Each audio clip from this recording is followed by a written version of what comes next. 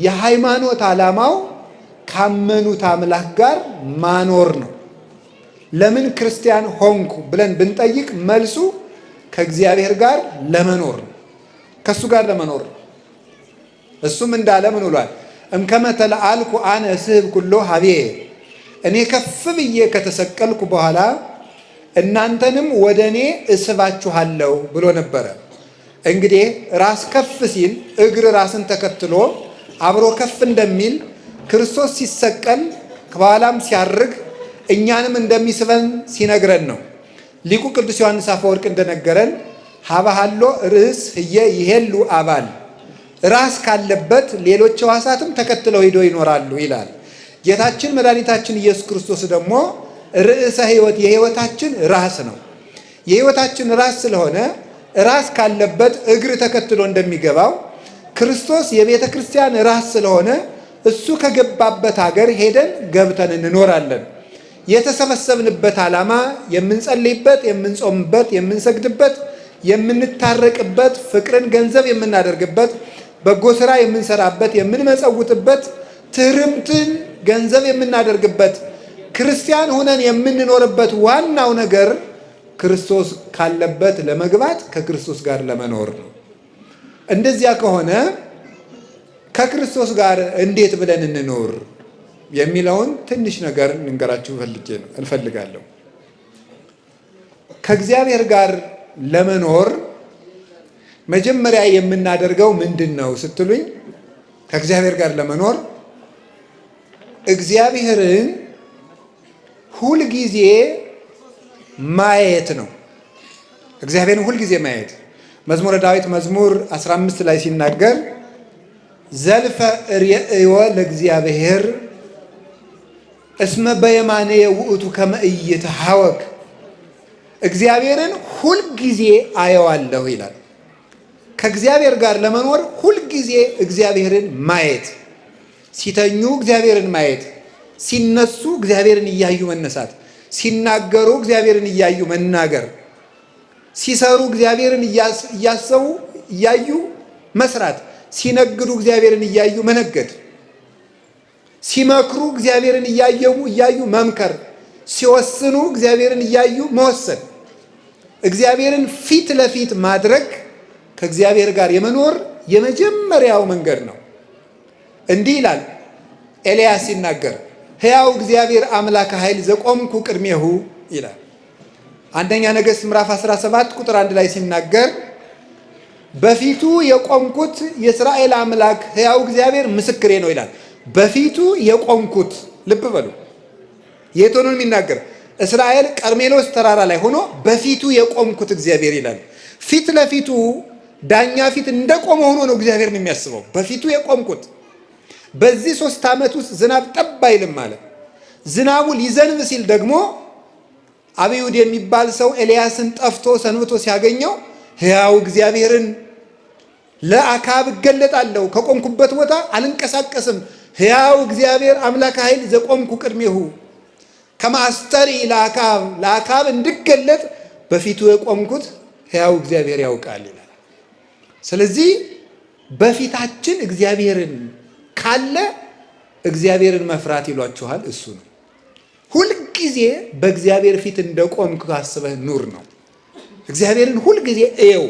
በፊት እንደውም በፊቴ ነው አየዋለሁ፣ ቅድሜ ውእቱ፣ እግዚአብሔር በፊቴ ነው የሚለውን ሊቃውንት ሲተረጉሙት ምን ብለው ይተረጉማሉ?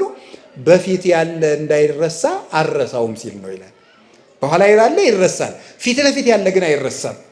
እግዚአብሔርን እያዩ መኖር እንዴት ትልቅነት መሰላችሁ! አንዳንድ ጊዜ ሰይጣን ሕሊናችን፣ አንዳንድ ጊዜ ልባችን ዘወር ሲያደርገው ነው መበደል የምንጀምረው። እኔም እናንተም ፍርሃትም የሚረቀው አይናችን የሚመጣው አይናችን ከእግዚአብሔር ነቀል ብሎ ዘወር ሲል ነው። ቅዱስ ጴጥሮስ ጌታ በባህር ላይ ሲሄድ አይቶት እኔም እንዳንተ በባህር ላይ ልምጣ አዘዘኝ አለው። ና አለው። ትንሽ እንደተራመደ ወጀብ ሲነሳ ከክርስቶስ ላይ አይኑን አንስቶ ነፋሱ ላይ መጣል ሲጀምር ነፋሱ ከፍ ማለት ጀመረ ይላል። አይናችን ከእግዚአብሔር ዘወር ሲል ምን ይሆናል? እዚህ ቤተ ክርስቲያን ላይ ታያላችሁ አይደል? ሰጎን እንቁላሏን ትክ ብላን የምታየው አይኗን ከነቀለች እንቁላሏ ይበላሻል ይላል። እና ቤተክርስቲያን ላይ ስትወጡ ጉልላቱ ላይ እንቁላል የሚመስል ነገር አለ። ወፍ የምትመስል ትክ ብላ እያየችው። እግዚአብሔርም እኛን ማየት ቢያቆም እንጠፋለን። ደግሞ መልሰን ደግሞ ሰጎን እንቁላሏ ላይ አይኗን እንደማትነቅል ክርስቲያኖችም የክርስቶስ መስቀል ላይ አይናቸውን መንቀል የለባቸውም። ያን እያሰቡ ሲኖሩ ፍርሃቱም ጭንቀቱም ያምን ቅዱስ ዳዊት መጥቶ ሳኦል ሊገልህ ነው እንዲህ ነው ሲሉ ምንተ ትብልዋ ለነፍሴ በእግዚአብሔር ተወከልኩ፣ እግዚአብሔር ፊት ቆሜያለሁ፣ በእግዚአብሔር ታምኛለሁ፣ ሰውነቴን ምን አድርጊ ነው የምትሏታል? እግዚአብሔርን የሚያይ ሰው ነፋስ አይታየው፣ እሳት አይታየው፣ ለቅዱስ ጊዮርጊስ ሰይፍ አይታየው፣ መንኮራኩር አይታየው። መንኮራኩሩን አልፎ ክርስቶስ ይታየዋል። ለቅዱስ መርቆሬዎስ የሚጠበስበትን ብረት ምጣድ አልፎ ክርስቶስ ይታየዋል። ለእነ አቡነ ተክለ ሃይማኖት፣ ለእነ አቡነ ገብረ መንፈስ ቅዱስ እንደዚያ ናቸው። ገንዘብን አልፋችሁ ክርስቶስን ማየት ብትፈልጉ መጀመሪያ አይናችሁ ከክርስቶስ ላይ አለመነቀል ነው። ያንን ነው እግዚአብሔር ጋር ለመኖር መጀመሪያ እግዚአብሔርን እያየን መኖር ነው።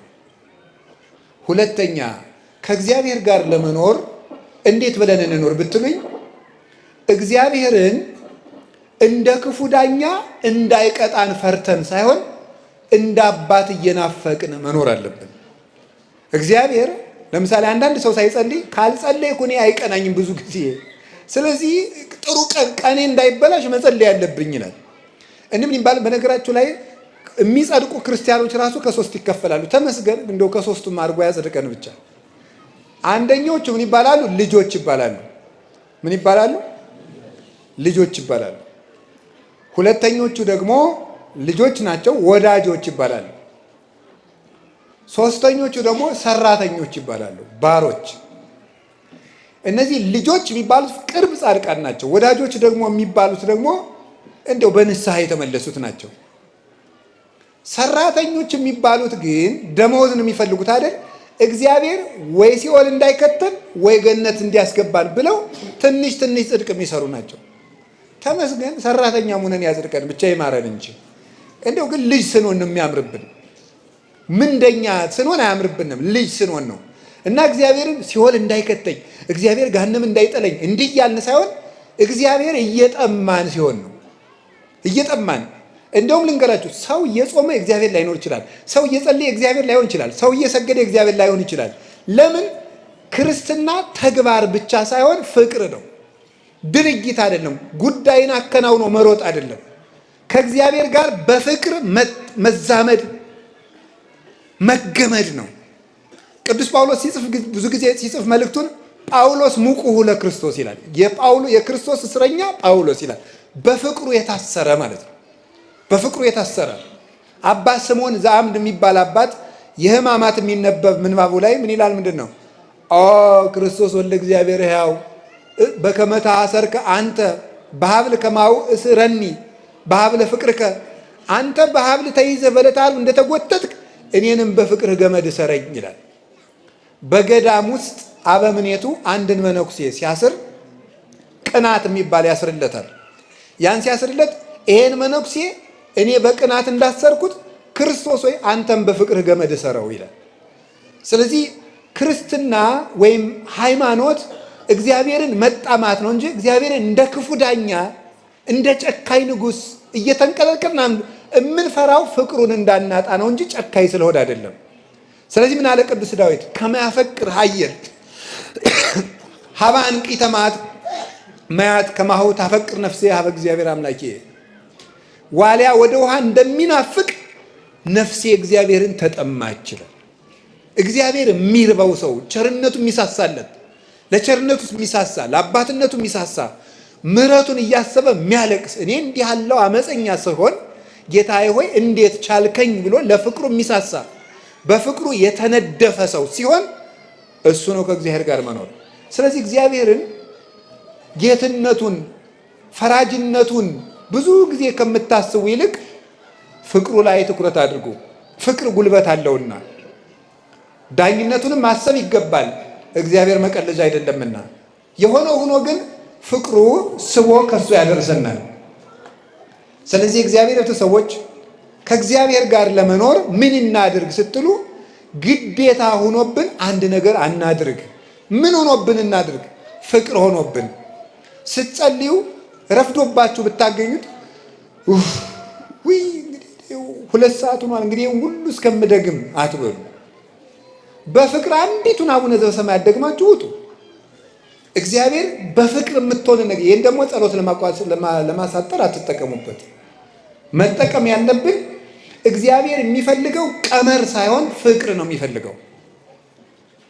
ፍቅር ይቀድማል። የሕግ መጀመሪያ ምንድን ነው ብሎ አንድ ሕግ አዋቂ ሰው ጌታ ቢጠይቀው እግዚአብሔርን ከሁሉ አስቀድመህ ውደደው ነው ያለው። እግዚአብሔር ምንድን ነው ከኛ የሚፈልገው? እንድንወደው ብቻ። እንድንወደው የሚፈልገው ምን እንድንሰጠው ነው? ምንም እንድንሰጠው አይደለም። ጸጋውን ለመቀበል እኛ እንደሚወደን እርግጠኛ የሆነ ልብ እንዲኖረን ብቻ ነው እግዚአብሔር የሚፈልገው። ያንን ነው የሚፈልግ እግዚአብሔር። ስለዚህ ከእግዚአብሔር ጋር ለመኖር ሁለተኛ እየሳሳን እንጂ እንደ ክፉ ንጉሥ እየተጨነቅን አይደለም መኖር ያለብን። ይህ ሁለተኛው ነው። ሶስተኛው ከእግዚአብሔር ጋር ለመኖር ምን ሆነን እንኖር? ስራ ስንሰራ ጽድቅና ኩነኔን ተመሳሳይ ነው። በእርግጥ ጽድቅና ኩነኔን ራይት ኤክስ እያልን ሕግን ለመፈጸም ሳይሆን ክርስቶስን እያሰብን እናድርገው። አሁን ደግሞ እያሰቡ ማድረግ ምን ማለት ይመስላችኋል? ለምሳሌ የሰበካ ጉባኤ አባል ክፍያ ብትከፍሉ ካልከፈልኩ በወልድ ክርስትና ያነሱልኝም ብሞት አይፈቱኝም ብላችሁ አይደለም መስጠት ያለባችሁ። ክርስቶስን ለክርስቶስ እንዴት መታደሌ ነው። አሁን እስኪ አሁን የአንዲት ሀገር ንጉሥ መጥቶ ከአንዲት ድሃ ቤት ዛሬ ምሳ የምበላው ከአንቺ ቤት ነው ቢል ወይ መከራዬ ደግሞ እኔ ቤት ሊመጣብኝ ነው የምትለው? እንዴት ቢወደኝ ነው የምትለው? አንዲት ድሃ ሴት እንዲያውም አንድ ሙክት አንድ ሰው ቢያርድና አንድ ድሃ ሰው ቆሎ ቆልቶ ቢያቀርብና እኔ ይህን ቆሎ ነው የምበላ አንተ ዛሬ ቆሎ እንድትሰጠኝ እፈልጋለሁ ቢል ምንም የማይቸግረው ንጉሥ ባለጸጋ ምን አይነት ሰው የሚወድ ሰው ነው አሁን የኔን ቆሎ ሰው ብሎ ይቀበለኝ አትሉ? አሁን እግዚአብሔር ከኛ ሳንቲም ሲጠይቅ አይገርማችሁም? እንዴት አድርጎ ቢወደኝ ነው ማለት ሲገባል ግዴታ አይደል? እንዴት አደርጋለሁ ሳይሆን መሆን ያለበት ምንድን ነው? ማሰብ ያለብን ክርስቶስን እያሰብን ግዴታችንን እያሰብን ጽድቅና ኩነኔን እያሰብን ማድረግ አለብኝ። አብይ ጾም ገብቷል። ምን አረጋለሁ? 9 ሰዓት መሆን አለበት። አስራት መክፈል አለብኝ። ምን አረጋለሁ? እግዚአብሔርን ከሚከፋው ከገሌ ጋር ልታረቅ አይደለም መሆን ያለበት። መሆን ያለበት እግዚአብሔርን እያሰብን እወ ስራዩ ይሰሪ ለክሙ እወ ህድጉ ያድግ ለክሙ። እናንተም ተው ይተውላችኋል፣ እናንተም ይቅር በሉ ይቅር። እኔ እግዚአብሔር ይህን ያህል ዓመት ከተሸከመኝ ወንድሜን እህቴን 3 ወር ብታገሰስ ብሸከምስ ብለን ማድረግ ያለብን። ክርስቶስን እያሰብን ካደረግነው ምንም ጽድቅ አይሰለቸንም፣ ወጥተንም ከቤተ ክርስቲያን አንጠፋም። ክርስቶስን አስበን ከሆነ ቤተ ክርስቲያን የመጣን ሰብካ ጉባኤው ቢያስከፋን አንወጣም፣ አለቃው ቢያስከፋን አንወጣም፣ ሰባኪው ቢያስከፋን አንወጣም። አኩርፈን የምንጠፋው መጀመሪያም ዓላማችን ጽድቅና ኩነኔ ብቻ ገሃነም እንዳይበላን ገነት እንገባ ነው እንጂ የክርስቶስን ሐሳብ እያሰብን አምላኬን ላገኝ እሄዳለሁ እያልን ስለማንመጣ ነው። አመጣጣችን መስተካከል ስለነበረበት በስህተት ስለመጣን በስህተቱ ከቤቱ እንወጣለን። እግዚአብሔርን ብሎ የመጣ ግን ምን ብሎ ከአባቱ ቤት ይወጣል? ምን ብሎ ማን ብሎ ማን በጎሬጥ ባየው ማን ፊት ቢነሳው ማን ግንባር ቢቆጥርበት ከቤቱ አይወጣም። የአባቱ ቤት ነው። ማን ከአባቱ ቤት በቀላሉ ይወጣል? ስለዚህ ስንመጣ እግዚአብሔርን ብለን እንመጣ። ሰው ብለን ስላልመጣን ሰው በሰው ምክንያትም ከቤቱ ለምን እንወጣለን? እቤት እንኖር። ሰው ይደክማል፣ ይወጣል፣ ይነሳል፣ ያድጋል። እሱ ነው። ሌላው ከእግዚአብሔር ጋር ለመኖር ምን እናድርግ? ከእግዚአብሔር ጋር ለመኖር ወይን ከግንድ ጋር በሚኖርበት መንገድ እንኖር እላችኋለሁ። ወይን ከግንድ ጋር በሚኖርበት መንገድ የዮሐንስ ወንጌል ምዕራፍ 15 ቁጥር 4 ላይ ታገኙታላችሁ። እንዲህ ብሎ ይናገራል። አነ ውእቱ ሐረገ ወይን ዘጽድቅ ወአቡየ ተካሊሁ ወአንትሙ አይጹቂሁ። እኔ የወይን ሐረግ ነኝ፣ የወይን ግንድ ነኝ፣ እናንተ ቅርንጫፍ ናችሁ። ቅርንጫፍ በግንዱ የኖረ እንደሆነ ያፈራል። እናንተም ንበሩ ቤ ወአነ ብክሙ፣ እናንተ በእኔ ኑሩ እኔም በእናንተ እኖራለሁ። እንደዚህ የሆነ እንደሆነ ዝቅ ብሎ ቁጥር 10 ላይ ርእሰክሙ ከመ ትሁሩ ወፍሬ ትፍረዩ ወውእቱ ፍሬክሙ ይነብር ለዓለም። ፍሬ እንድታፈሩ አደርጋችኋለሁ። ምን የሆነ እንደሆነ ከኔ ጋር የኖራችሁ እንደሆነ ስለዚህ ከክርስቶስ ጋር እንደምንኖረው ምንድን ነው? ቅርንጫፍ ከግንዱ በሚኖርበት መንገድ ከቅርንጫፍ ከግንዱ ምንድን ነው የሚያደርገው? ይመገባል። ማዕድን ይመገባል። የሚያስፈልገውን ንጥረ ነገር ለማበብ የሚሆነውን ቅጠሉ እንዲያድግ ቅርንጫፍ እንዲያወጣ የሚያደርገውን ሌሎች ትንሽ ቅርንጫፎች እንዲያወጣ የሚያደርገውን እንዲያብብ የሚያደርገውን እንዲያፈራ የሚያደርገውን መዓዛ እንዲያገኝ የሚያደርገውን ጠንካራ የሚያደርገውን ነገር ሁሉ ከግንዱ ይወስዳል።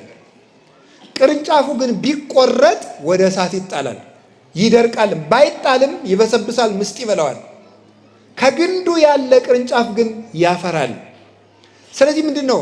እኛም ከክርስቶስ ጋር ቅርንጫፍ ከግንድ ጋር በሚኖርበት መንገድ እንኑር። ምን እያደረግን? የእሱን ምግብ መመገብ አለብን። ቅርንጫፍ ከግንዱ መመገብ ቢያቆምስ ይቆረጣል፣ ተዘንጥሎ ወይም ደግሞ ተከፍሎ ይወድቃል። ከክርስቶስ እንዳንለይ እንመገብ። ምን እንመገብ? ስጋውና ደሙ። ምን እንመገብ? ቃለ እግዚአብሔርን፣ ሁልጊዜ ወንጌሉን መመገብ። አያችሁ አይደለም? እነዚህ ቅርንጫፎች ያደጉት ከግንዱ የሚመጣላቸውን ወተት እየጠጡ ነው ያደጉት። ክርስቶስ እኛን የሚያሳድግበት ወተት አለው። አንደኛ ጴጥሮስ ምዕራፍ 2 ላይ እንደነገረን አፍቅሩ ሀሊበ ነባቤ ዘአልወቱ ትውስት፣ ቅልቅል የሌለበትን ለድህነት የሚያሳድጋችሁን የቃል ይላል። በየቀኑ መጽሐፍ ቅዱስን ማንበብና መማር ያሳድጋል። ወይ ከውን እንተ ትክልት ሀበ መዋዘማይ። ምን የሚያደርግ ሰው ሕጉን በሌሊትና በቀን የሚያነብሰው ከውሃ ዳር እንደተተከለች አትክልት ይሆናል። ፍሬውን በየጊዜው እንደሚሰጥ ቅጠሉ እንደማይጠወልግ ይሆናል ይላል መዝሙር ምዕራፍ 1 ላይ ቅዱስ ዳዊት ሲናገር። ስለዚህ ቅርንጫፍ ነን እኛ። እንድናድግ ምን እናደርግ? ከግንዱ አንራቅ ወገኖች። ቅርንጫፍ ነን። ምን እናድርግ? ምግብ እንውሰድ። አንድ ቅዱስ ሥጋው ክቡር ደሙ ነው። 2 ቃለ እግዚአብሔር በየቀኑ መመገብ አለብን። በየቀኑ ጉባኤ ሲዘጋጅ በዓመት 1 ጊዜ 2 ጊዜ ተሰብከን ነፍሳችን ማደግ አትችልም። ልብ በሉ። አንድ ቅርንጫፍ ከግንዱ አሁን ብቻ ምግብ ቢወስድ ለነገ ጭምር ይሆነዋል? ለከርሞ ጭምር ይሆነዋል? አይሆነውም። በየቀኑ ነው የሚመገበው። ቃለ እግዚአብሔር ምግባችን ነው። የምንጠይቀውም ሲሳየነ ዘለለ ዕለትነ ብለን ነው። የዕለት እንጀራችን ስጠን ዛሬ ብለን ነው። በየቀኑ 1 ምዕራፍ መጽሐፍ ቅዱስ ቢያንስ እስኪ አንብቡ፣ እንማር። ሁልጊዜ ሲሲሳነ ነፍስ ቃላቲሁ ለእግዚአብሔር እስመ ቃለ እግዚአብሔር ሲሳይ ዘበአማን ውእቱ። የእግዚአብሔር ቃል የነፍስ ምግብ ነው፣ እውነተኛም እንጀራዋ ነው። ተመጥኖ ምግብ ያላገኘ ስጋ ለራስ ፍልጠት ለሆድ ቁርጠት እንደሚጋለጠው ሁሉ ነፍስ ቃለ እግዚአብሔር የማትመገብ ነፍስ ሁልጊዜ ህመምተኛ ናት፣ ለፍሬ የማትበቃም። ስለዚህ ቅዱስ ስጋውን ክቡር ደሙንና ቃለ እግዚአብሔር መመገብን፣ ሀብተ መንፈስ ቅዱስን መመገብን፣ የመንፈስ ቅዱስ መመገብ አለ። ልታውቃላችሁ እንዲህ ብሎ ነበር ዮሐንስ ወንጌል ምዕራፍ 14 ላይ እኔ እያሃድገክሙ ጓለ ማውታት እኩኑ ዳሃደግ አላደርጋችሁም ብሎ ነበር። ዳሃደግ ማለት ልክ እናት የሌለው ጫጩት ማለት ነው።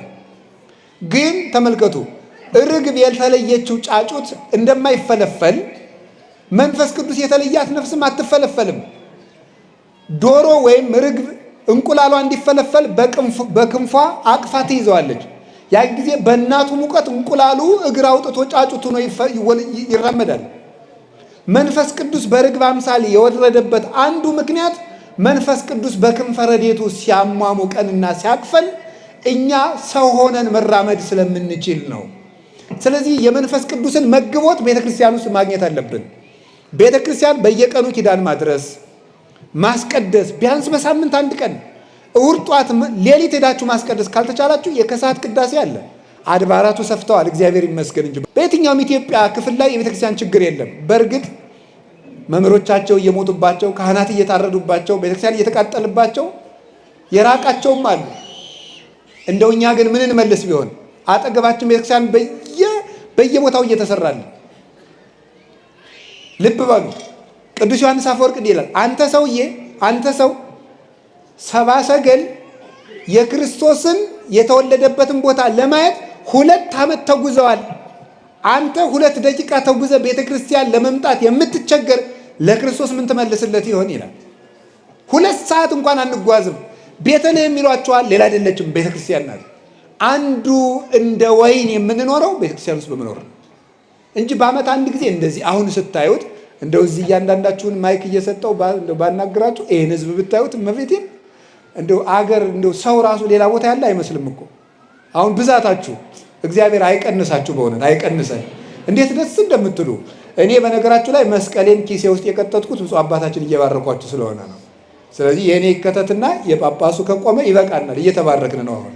ስለዚህ አሁን እኔ የምነግራችሁ ለምንድን ነው? እንዲያበዛን እግዚአብሔር ፈቃዱ ይሁን። ይህን ካልኳችሁ በኋላ ግን የምነግራችሁ ለምንድን ነው? እንዲህ እንድንሆን በዓመት አንድ ጊዜ በዓመት እንደዚህ ተከምረን አይደለም፣ ሁልጊዜ እየመጣችሁ ቤት እንኑር፣ የአባታችን ቤት ውስጥ እንኑር። እግዚአብሔር ጋር ለመኖር እንደሱ ነው።